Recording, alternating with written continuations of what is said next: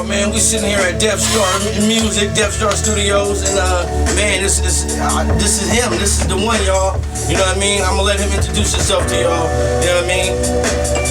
Who are you, sir? I am DJ Pharoahgahmoe, MC Pharaoh C. You know what I'm saying? To some people in a certain thought process, to some power Allah. And you know, just me, Pharaoh. To some of y'all who know me. Yeah, I'm on. Like, what sparked the thought process for you to create Deathstar at Studio? Deathstar Studio came about because we already had a company, LLC, which I still have, Super Friend Beats LLC. And you know what I'm saying? That was some dividend was supposed to be part of. We ain't gonna say nothing, but yeah. So Super Friends Beats was like the forefather of it, and I was always a die-hard Star Wars fan. A die-hard Star Wars fan. You can't see around it. It's some bands on the walls. But so that was the whole thought process. And then, you know, Def like Def Jam. It was always I'm always some hip hop rap shit. Def like Def Jam. And actually, we was doing this whole Untrapped movement thought process, and Rock C-Line came up. He was like, "This the Deathstar," and I was like, "Nah, there's no Def. It's Def, D-F, like Def Jam." You know what I'm saying? Def meaning dope, meaning we the best, we killing shit. You know what I'm saying? On some artistic vibe thought process. What made all this is hip hop. So then we was like, there it is, Deathstar. You know what I'm saying? Was anointed at that time. And if you ever watched Star Wars, any of them, we were going up to Deathstar. You know what I'm saying? That's what it was. Deathstar was causing danger. You know what I'm saying? Deathstar was fear. You know what I'm saying? So, you know, Deathstar. You know what I'm saying? How long have you been doing music? I've been doing music my whole life, really. So it's like 20 plus some. Nah, not 20 plus some, but 20 plus some. You know what I'm saying? Definitely, I've been doing music. I've been around, rapping, MCing, DJing, in bands. What was the influence to get you involved in music? Musically, it was always, you know, I'm from the hardcore hip hop era, so KRS-One and that thought process, Big Daddy Kane, Rakim, Ice Cube, the root of it is where I'm from and who I am. How vital has hip hop been in your life? Hip hop has been one of the most vital elements, parts of my life. It became recreation, became something that I used to make a financial statement, to make a statement about myself, to show a gain of myself, to show my artistic credibility and who I am and where I'm from. And all of these are the portions of all things in my life. Hip hop led me to knowledge of self and a whole bunch of things that may have never been part of my life if it wasn't for hip hop. So I give hip hop a whole, in my personal being and standing in life. It's been why I've been in the East Coast, West Coast, Midwest, down south, overseas. A lot of things in my life has been sponsored by what I've been able to do in hip hop. You know what I'm saying? So that would be a deep part of who I am and what I am. So are you independent always, or because I know Deathstar Music is a label, you know what I mean, but before you was doing the independent thing, like, were you ever signed to a label? Or? Yeah, I've had several deals. And I can't say little, but there's been several. You know what I'm saying? And yeah, I've had Good People Incorporated. You know what I'm saying? Jive Music. The Good People Incorporated was incorporated through Good Music and Sony. So it's been Sony, and it's been the Jive. It's been, you know, I've worked a little bit as a rapper. So that was me as a rapper. You know what I'm saying? As a label owner right now, Deathstar has that has the Empire deal that we would like to have it be bigger. So we're trying to work on that now, seeing if we got that, what the lineup is with that, and seeing if we could push some distribution through that line or whatever line that we have, because we have a couple other lines. So that's what it is. Have you worked with any other producers that we maybe know or not know? You might upcoming or maybe established, matter. Just maybe three particular ones, One of my favorite. Check it out. One of my favorite producers. Let's see, NDA. But let me see.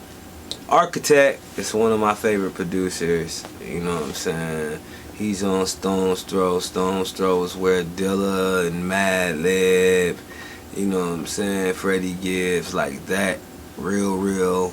My most notable, the dudes I like the most produce on that label. My brother is on that. So that's my brother for real. Like, it's not my physical brother, but it's my brother.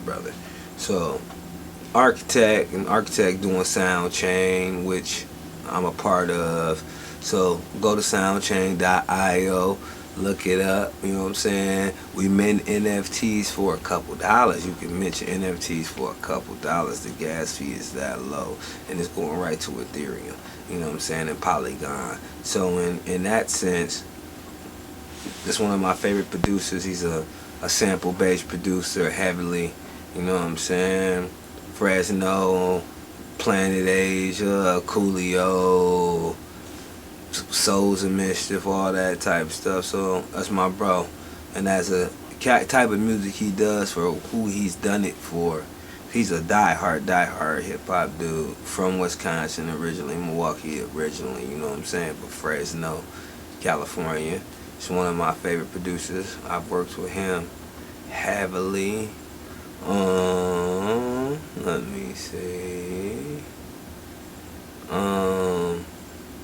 I was a TA of the GOAT. I can't say the name, but I was a TA of the GOAT. You know what I'm saying? Yeah, I was a TA of the GOAT. I worked in a situation where I worked at a studio. I was an intern, you know what I'm saying? And I got to sit in and, with the GOAT. You don't know who I think is the GOAT, then you should look it up. Ooh, but I was in the room with the GOAT for a couple months at different times. So that is that. Let me see. Alright, so would you advise up and coming producers or even rap artists? Hold on, man. You said 3, man. I ain't finished with the 3, man. Lord G's, he produced a lot of motherfucking Bay Area stuff, Be Legits, Mac Dre's, all that. That's my brother. You know what I'm saying? Stuff for cable and things of that nature. That's one of my favorite producers, you know what I'm saying, that I've worked with. Now, we would say famous is different, you know what I'm saying? But my favorite, there it is. The GOAT, though, is famous. The GOAT.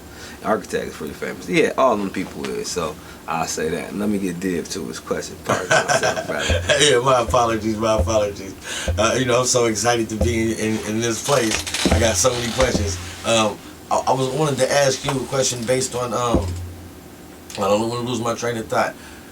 Your logos appear to have a lot of martial arts background to them, and I was wondering where did that derive from?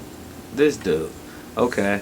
So this right here we have, this is our newest line, and it was Fist of the Death. It's called Fist of the Deathstar. So Fist of the Deathstar does equate to martial arts. Yeah, Fist of the Deathstar. So I'm a martial artist, and that's been a whole lifetime quest. So Fist of the Deathstar was a representation. We wanted martial artists to have that attachment to hip hop that we have, and not just some Wu-Tang stuff. You know what I'm saying? We wanted to show who the figures actually are, who the dudes is. So on this, of course, you know what I'm saying, we in the Bay Area, You know what I'm saying? He taught down the street from here. So I'm wearing the Bruce Lee. You know what I'm saying? Jeet Kune Do. You know what I'm saying? So Bruce Lee, definitely. We have Jim Kelly, one of the greats, Game of Death, Bruce Lee, plenty of black movies, Wesley Snipes, you know what I'm saying? We came out with the Blade joints, you know what I'm saying? Because Blade, Wesley Snipes is high level, you know what I'm saying? Martial artist, 3rd degree, black belt, look it up, most people don't know that. And where can they purchase this apparel? we're on Shopify. You can go to www.djpharoahgahmoe.com and www.deathstarshop.com. I'll be up Friday, so by the time you see this, this will be up. And yeah, so we doing that at Deathstar. Jackets, hats, boom. I got the goose on. I got the hoodie on. I usually have a hat on. Something. We got the reversible starter. The reversible starter to the. This is one of a kind right here. I mean, it ain't one of a kind, but Gahmoe put this out, so no designers don't do this because they ain't seen the double the profit. And then it flips to a Leatherman with the leather sleeves. Boom, boom, boom, boom. These $2 right now, so you get it before before June, they $2, you know what I'm saying? That's not a lot to nobody.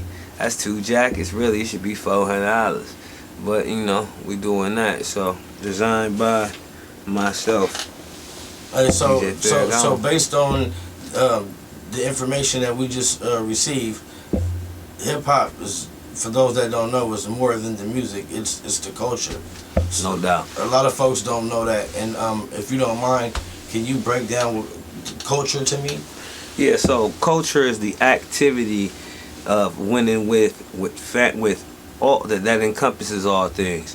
So a culture would be man, woman, child, and family, and how how they interact with each other and what they do, and how they interact in a society with other people. There's cultures that exist in the human society.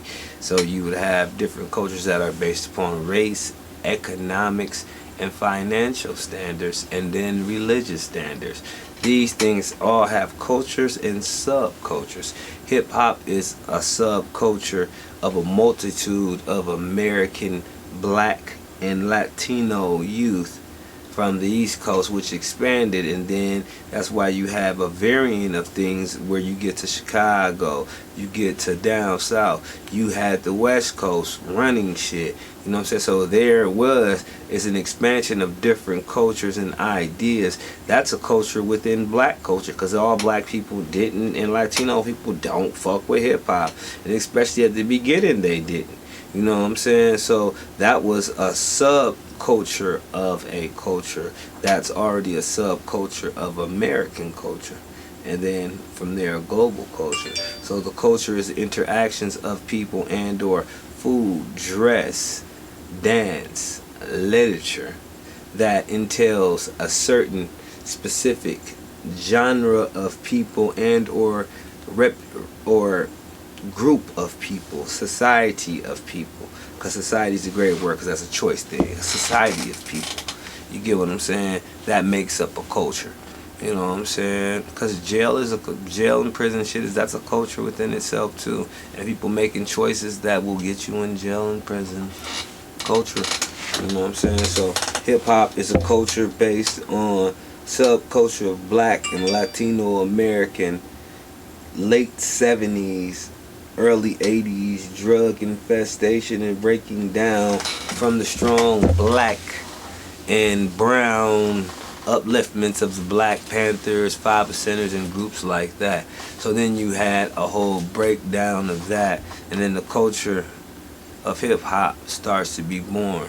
It was based upon looping and sampling and bringing back a vibe of the late 70s, which is probably some of the best music ever made.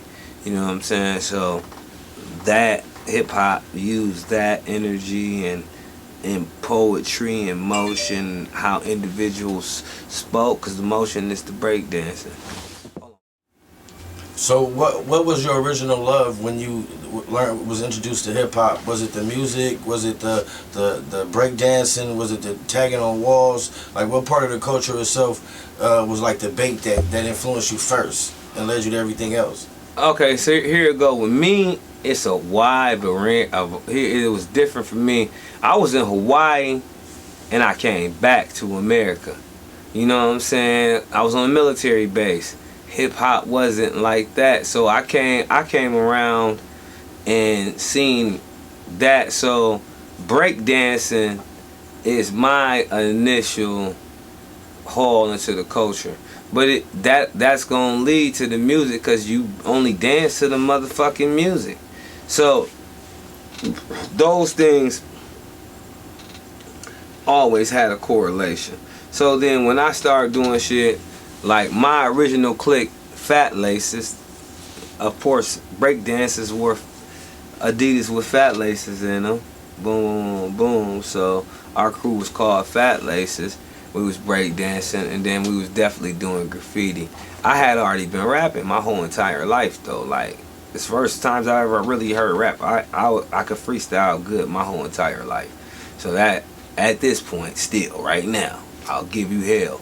You know what I'm saying? But that was always one of those things where I did that, and as a graffiti artist, like I always say, I've been in all parts of it. Elfkin, I've been in magazines, on walls, a lot on trains, and things of that nature in my time period. So I'm that guy. You know what I'm saying? So hip hop, yes, the break dancing brought me in, but the music, it's the correlation that made it all happen, and graffiti was the art, you know what I'm saying? So you think we black people, culture is all those things: music, food, art. That's the new vibrant thing for us as a people. And motherfuckers be forgetting that, because it's been so economic-sized, you know what I'm saying, capitalized upon, you know what I'm saying? So individuals forget that this was something that, like Karis once said, we only made use from what was upstairs in the attic. Oh, that's a very serious statement. You know what I'm saying? It wasn't, oh, I'm balling on you, I'm doing this. Nah, cats went upstairs, grabbed some their mama's old records, put them on turntables, because their mamas had turntables. That was like a CD player. Let's not forget about that, or an MP3. Or a computer, or Spotify, iTunes, them things. Everybody had them at one point. You know what I'm saying? Like now, turntables, I'm saying it's like people don't have turntables again. They have turntables and cassettes again. So those were everywhere. You know what I'm saying? People had them. You got two of them, then they start, where the concept breakbeat comes from is when you get one record, you play it to one point, and you have the same, another record that plays the same song, and when that stops, you play it another one, so it loops. That's the breakbeat mentality. You know, the influence that the radio has on the culture. Is there anything? Is it a personal vibe where you feel it's positive or negative, or do you even have an opinion about that? Like, I don't have an opinion about it, because you in a time period where you have the choice. If you choose to let them motherfuckers do that to you, that's what you expect. You know what I'm saying? If you choose to just sit on YouTube and play what everybody else play around you and listening to the radio, because radio don't have that much influence in most cities. It depends on where you located at.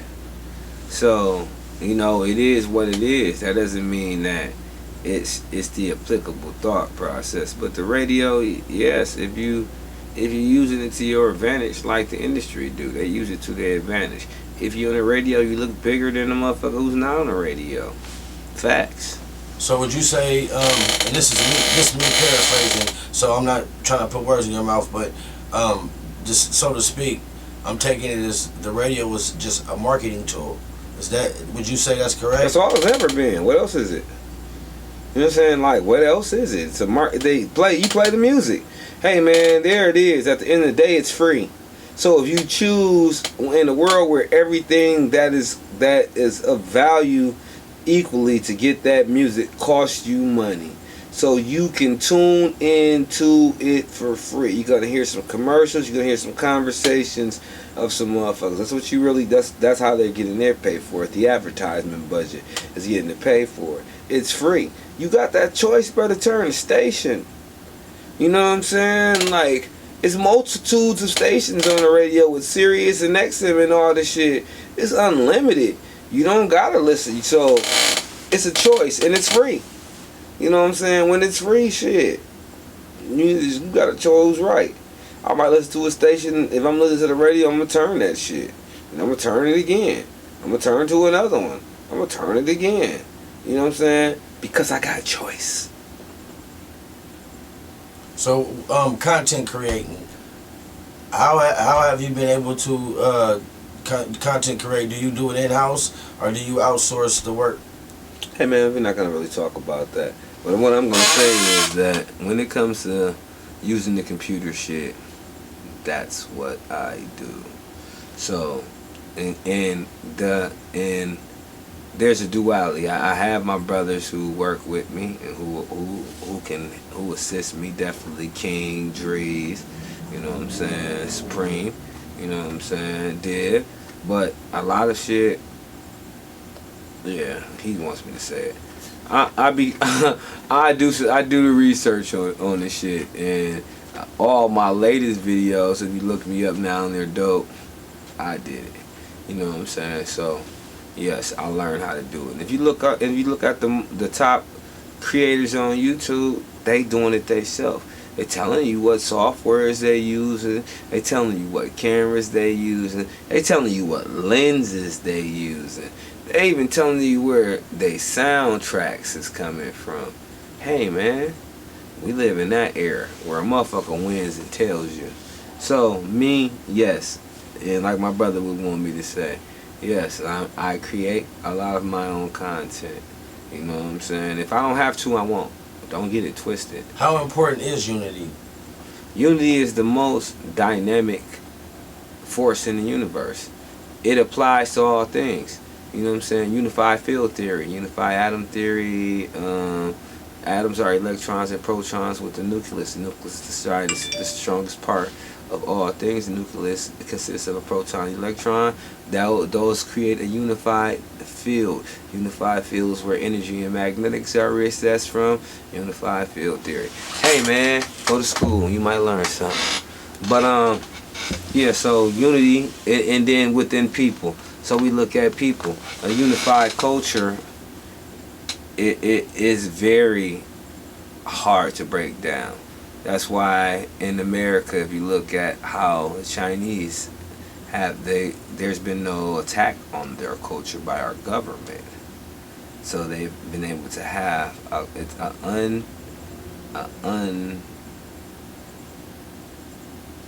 unforced upon introduction and mixture into our culture. So they stay winning, even though they've become American. You get what I'm saying? So unity in the culture helps to keep finances and standards that come from cultural thought process, morality standards, moral standards get upheld by that. So look at it and yeah man, unity is the greatest thing of all time to me. Because the unity is great. Sons of the finger is never stronger than the hand. So the beat process, the thought process when you're creating a beat, is there other influences that come to you, or do you have a daily protocol where you force yourself to knock it out, or are you just, is it, how do you get inspired to create your music? Check as far as out. the first thing, life is music. To hear a sound, when you wake up, you hear a sound. There's frequencies that's given off by 443, the sun, kissing the plants. It's a sound. What was that sound? Oh, he in there. pardon me, sound. Well, as we talked about, I heard a lot of sound. But yeah, so my daily influence is life. And okay, so there's this song in my mind. I don't know who sings it, boom, boom. But I know that it's in F minor. Around, around, around. I know, I've been hearing this song, I've heard it in the cars 4 times. It makes me emotional. You know what I'm saying? I know what key the song is in. I don't know who sings the song. It's a hit. Whoever made that, if they play it, they be playing it. It's a song I hear a lot. So that it's been carrying me for 5 days. The resonance of that, if I sampled something, if I played something, if I reworked something, if I step programmed something, if I used the MC909, the machine, the MPC, or the touch, it's been an F for a week. You get what I'm saying? So the influence of things that are happening. So now I'm at a stage in life and in music where, yeah, I'm gonna make it in FD, and it's gonna be in minor and major, and maybe that, like, I think about that in advance. This is how long I've been doing it. It went from something that I did because of fun to being what I do for a living. So yeah, it's I have a regimen. I'm making 3 things a day. Don't get it twisted. You know what I'm saying? It used to be 6. So I'm making 3 things a day. Now they'll be finished. They'll be completely done. So the time got cut because I wasn't making them all the way. I took 2 days to go back and arrange all my beats. You know what I'm saying? So, and then because of that, I never really mix them like I do now. And that has become the secondary part of my life, where I take it through a whole stage, and it goes from 1 to 9, knowledge to born. You know what I'm saying? So I'm gonna take it from one stage and get it done. So I'm gonna do that every day, even when I don't want to. I hear you speak on knowing what key is ringing in your ear. Do you actually know how to play any instruments or read music? Hey man, this is you giving way too much game away. Okay, yes, I play the bass. Yes, I can play the keys pretty well now. And yes, I do understand theory. You know what I'm saying? I understand it, definitely. 7 notes, 3 notes, 4 notes, boom, triads. Like, it's from over a time period of listening and being a mathematician. My outside of this, you know what I'm saying, I looked at it and was like, hold on, there's only so many keys in between here. How many is it? Oh, 7 notes make up a chord. You know what I'm saying? I mean, that gives you, that's where the scale is, 7 notes. So it's E, 7 notes only can be in that, can be played in there. Boom, 7. 5%, so 7 is God, supreme thought process. So I added that to how that applies to music. 3, 4, then boom. I just added it. It makes sense in general speaking. It makes sense, and the theory was created by somebody who looks like me too. So it would make sense that somebody that looks like him would have an understanding of it.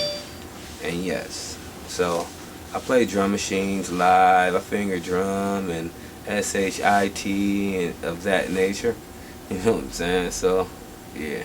I recently been outside and heard a lot of I heard your name ringing about engineering and mixing music, and I would like to know, how did you decide to say, hey, I'm not just making beats, I'm also gonna press record and assist these young people in creating their projects? Here we go. I was young when I started doing it. There's a difference. I was young, had got some money several different ways. My great grandfather had gave me some money. I got a small deal. I was hustling and started recording. We was going to studios, but I needed to record somewhere, and I got into it and I started studying, took a couple classes. My big homie Snap, who is out here working for Stanford and Google, put me on and always pointed me in the right direction. Tony from Nova Music put me on the right direction. So I went and I studied, and then I learned. And over time, I did a couple internships, took some classes, went to school. You know what I'm saying? Big shout out, Full Sail. And did things, you know, in a way that helped me win. You know, I learned, and there we are. Is where it is. That's the greatest tool I have in music. It's knowledge. Is there a particular genre that you prefer, or are you open to all genres? Dogs, I prefer hip hop, nigga. Let's get it. Let's keep this straight. So, but is that all I make? Hell no. That at times is not the most thing I make. So I make R&B a lot. I make house music a lot too. So, because those are chord based, and that's we just have it. That my whole conversation was about that. You know what I'm saying? So that at this stage in my life is where I'm starting to be locked into. Even if I'm sampling something, I'm sampling the chords. You know what I'm saying? Like, I'm not sampling the melody part, be cool, but I'll sample the chorus, and then you really use the chorus, and then sample one note, and the melody part will be different than what the original melody was on the original sample. Game to you little boys. But yeah. Hey, so I happen to notice, because I'm following you on Instagram and Twitter and Facebook, you know, like I'm supposed to, you know, and I was checking out that you actually do a lot of traveling, and I was wondering, because a lot of time I hear music and people think that their local artist is the best artist ever, and I was wondering, do they listen to the same music in here in California as they're listening to, say, in Milwaukee or Florida somewhere? Bro, I could say this. Bay Area people are highly locked into, it's like they're in time warp and our neighborhood shit. Like, everybody else is into that and they not. You know what I'm saying? Like, they're not. It's not locally based like where I live at now. I travel a lot. So what they think is big here don't get no play. You know what I'm saying? From here, it doesn't getting no play. So I look, and I give credit to rappers who, because here you have a great opportunity, and this rapper, you know, Stunner Man, and he doing it, Ryan doing this thing. And I was wondering, is there any entrepreneurial tips that you possibly might want to give the youth all around the universe? Man, one thing I learned about here is, man, from here that I give everybody is that don't be afraid to push yourself and make yourself be the most notable product. You got to make yourself be the most notable product. Push yourself, stamp yourself, make you the product. Don't just make it about this song or this. No, I'm the product. So every song I put out, it's going to be dope. You know what I'm saying? Every video I put out is going to be dope. You have to brand yourself and make your brand be highly stippable and highly conducive to being bought and used and reproduced. The reproduction means the greatest flattery is a motherfucker being a biter, and it's the greatest opportunity for you to get a check, because that means people following you. So look at that. Brand yourself always. Be original and brand yourself. Those two things is hustle and learn how to have a conversation. Closed mouth don't get fed, closed zipper don't get head, closed box don't get bread. You know what I'm saying? If you are afraid to have a conversation and to speak and to ask questions, the doors will never be open for you to walk in and then to have an affiliation with individuals who've done what you've done or who are trying to do what you do at a high level, who have a different finance and different resource lines. And the finance and resource lines, those can happen by connections. Because people credit and equity and things of that nature is easily spreadable without it being a danger to an individual as an investment. That's game. So you always have to know how to open your mind. Like you said, the whole unity thing. How to use unity to your advantage. You get what I'm saying? How to open your mouth and let your thought process be known at the right time to the right people. And that's the skill that I always tell people, if I could give you something to me, is that I do that with the best of them. You get what I'm saying? So it allows me to be in rooms and realms with people that may have not have expected me to be there, but want me there. That's a difference. How important is it to have a mentor in the industry? I mean, it's impeccable because certain things you just will never learn. You know what I'm saying? Your time can be done before you get there. It took my little brother to get to a point to where it made me want to understand it. Lucky we not that far in age. You know what I'm saying? So it gave me a greater understanding. I would have been done. You know what I'm saying? Really. And because of him, it gave me a financial outlook of it and understanding. And that's crazy. So if the monetization nowadays is you utilize a lot more on the digital market than it was, say 20 years ago. I'm wondering how have you been able to capitalize on monetization to where you're able to eat more off your music than so to speak when you first started? To me, bro, that shit is null and void, my dude. So in a time period when after we had a deal and was working on shit, we released some shit, and we were in a time period where we were on Napster and all of that back then. Bro, we got $1 per song back then. Niggas not getting that. You're busting this down. They're giving you some pennies on streams and all that. Hey, man, like, nah. So I'm the number one seller. The number one way to make music in the world right now is to press vinyl or cassette. Look it up. So I'm not chasing an invisible dream. That was 8 years ago. I was there 8 years ago. Now, did I make money off of it? Yes. You get what I'm saying? Yes. But I'm not chasing the past. And that's what I keep telling people. Because you didn't catch it don't mean it's still there, my dude.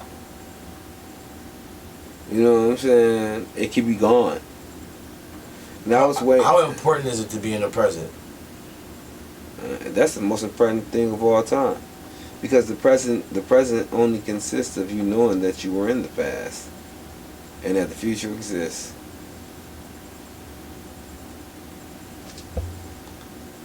So is there anything in the future that you're willing to expose as far as projects that you're working on, or whether it's the attire, whether it's the music, maybe you got an artist that's releasing something soon? Anything you would like? We got the Moses, Young Moses is releasing the project. One of the songs that's super dope on there is The Good Times. That's with Mr. Fab, Mr. Dope Era himself, Favis Davey Jr., produced by me, Pharoahgahmoe. Rossi Line got a whole new project coming out with globalized hip hop artists. I did that. Mick Hollywood, you know what I'm saying? Mick Monday, Florida. I did that. couple other things. I gotta wait for the release to come out to be like, oh, this is dropping. You know what I'm saying? But it's a couple things that I'm doing now. Let me think. Mike Love, you know what I'm saying? Things that we doing for Rico Love, you know what I'm saying? The greatest songwriter in history, my rapper.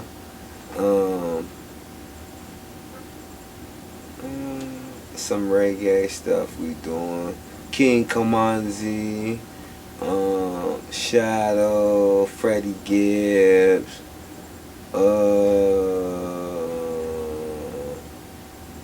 One thing I want to say, but I just gotta wait to get the release from it, is big Detroit boy.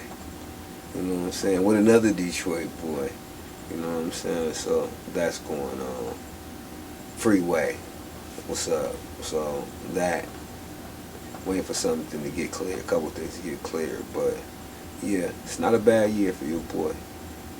It's just not a bad year. It's a few eight things I'm waiting to get cleared now. So apparently they sample based. You know what I'm saying? So before I can say that this is happening, I need the samples to get cleared. You know what I'm saying? So it was track live, so I know what it is. Them dudes just gotta pay track live for the clearance. These last few years we've been during COVID and this pandemic, I was wondering, how did it affect your business, and if it has in any kind of way? Man, it ain't affect my business. I got a couple little loans and some little free rent shit. Actually, I should be at the bank now, turning in something for some feds. But like, I've been on planes, trains, automobiles in 7 states and on 42 flights doing this shit. I've been tested 122 times. I'm O positive, bro. I don't get sick. So I ain't had COVID. That don't affect me. It ain't been part of my life. You know what I'm saying? I'm at an age where only time I ever really worry about it if I'm around my grandsons. Yeah, my grandsons. So besides that, I'm not even thinking about the shit. I'm keeping it real. It don't affect me like that, nigga. You ain't sick. You sick. You'll get better, eat better, live better. You know what I'm saying? It's what the government tell you. You don't want to get it, live better. So a motherfucker, you know, and then plus I don't have no false belief in nothing that that's been forced to make you take a shot. So there's a whole underlying time. Now they're saying Dr. Fassard, you can look it up. Let me pull up what he just said. Let me just tell you something. What the Nobel Prize winning vaccine that said last year. What he just said. Hold on. Let's pull this up. Let's get to it.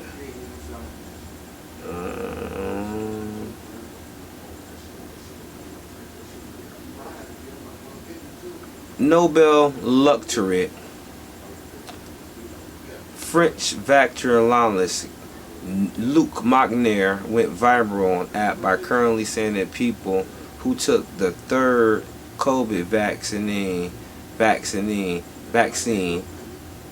the third dose, is similar to having HIV. And if anybody, and after taking the third dose in 90 days, people should go have an AIDS test and sue their government of the United States of America.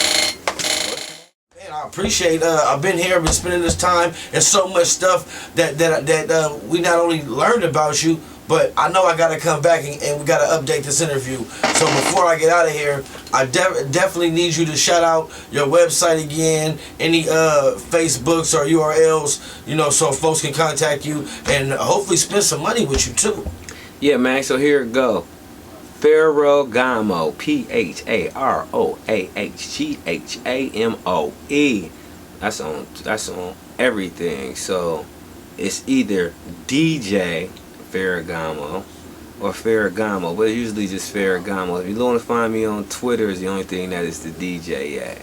You know what I'm saying? Facebook is Pharaoh Haynes, and we also have the Deathstar Facebook page, and we have the Deathstar Instagram, and we have Super Friend Beats Instagram.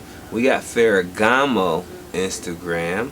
We have Pharoahgahmoe Shopify. We have Deathstar, Shopify. We have www.Pharoahgahmoe.com.